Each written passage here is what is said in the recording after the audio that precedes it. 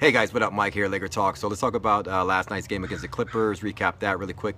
And I want to touch on Julius Randle, was balling, and I want to touch on D'Angelo Russell a little bit.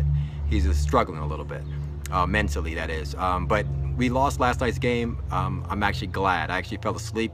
I came back from dinner, fell asleep, didn't even watch the game. I don't even think I'm going to watch the replays. I've seen some highlights. I seen Lance Stevenson dunk on Julius Randle. I was like, wow. Outside of that, I saw that Julius Randle scores 23 points, 14 rebounds, playing like a man. I like the fact he's like a walking double-double. And this just solidifies one of my videos I put out a while back when I said Lance Jr. should never start over Julius Randle. Mark my words. I'm going on record to say this. Larry Nance Jr. will never have a game like 23 and 14. Okay, and that is barely scratching on what Julius Randle can do. But Larry Nance Jr. is not that type of player where he can produce offense the way Julius Randle can. So there was no reason to start Larry Nance Jr. over Julius Randle ever. And Julius Randle right now is proving that. So he's balling. You know, he's a walking double-double. Let's keep it going. That's basically the best thing that came out of last night's game, and that's what we want to see in every game. We just want to see one of our young kids shine and kind of get better and better and better to develop over next season.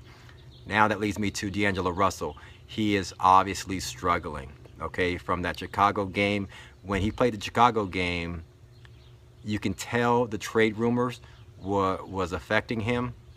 You can tell Byron Scott's impact on him is affecting him. He played poorly that game. And then, you know, you got more people coming out and saying how bad. I'm D'Angelo Russell's one of the biggest critics. Obviously, my first few videos, right now he's playing like he was when I was criticizing him.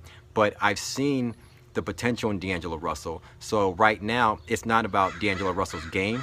When I was mistakenly thinking it was his game, it's all mental right now, and it's really all Byron Scott's fault. And he's a young kid. He's really affected by what's going on in the media.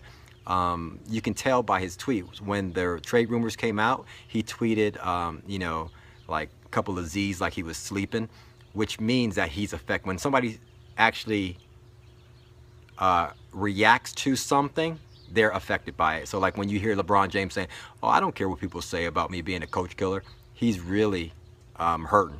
Like he's affected by that. You know, everybody's human, right? So D'Angelo Russell is on social media. His boys are on social media. He sees the things that's going on. He hears the critics. He hears people questioning him, right? And it's affecting his game.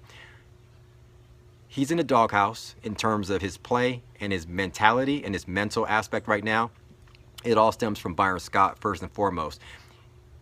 It's easier for big guys to actually do work in a game. Why? Because when they get the ball down low, when we give the ball to Julius Randle, there is no if, ands, or but on what he needs to do with it, right? He's a big guy.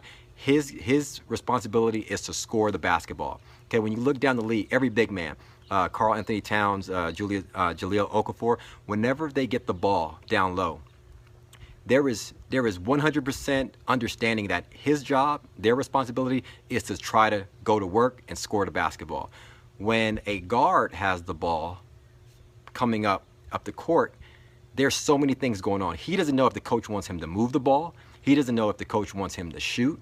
He doesn't know if he should take over the game right now. And obviously, Byron Scott has touched on that, and obviously that is affecting D'Angelo Russell right now. We're not going to really see D'Angelo flourish until Byron Scott's gone, until a coach actually explains the system and allows D'Angelo Russell to actually go to work, to run pick and rolls, to actually be aggressive, to shoot 15 to 20 times a game. Until that comes, unfortunately, we're gonna see D'Angelo Russell struggle in games to come. And then we'll see little spurts, but until Byron Scott eases off of him, until he's gone, pretty much, we're not going to see really D'Angelo Russell flourish, in my opinion. Hit me up in the comments below. Thanks for watching, subscribing, and liking the videos. And as always, hit me up on Twitter at Mike Sports LA. Thanks, guys. Peace.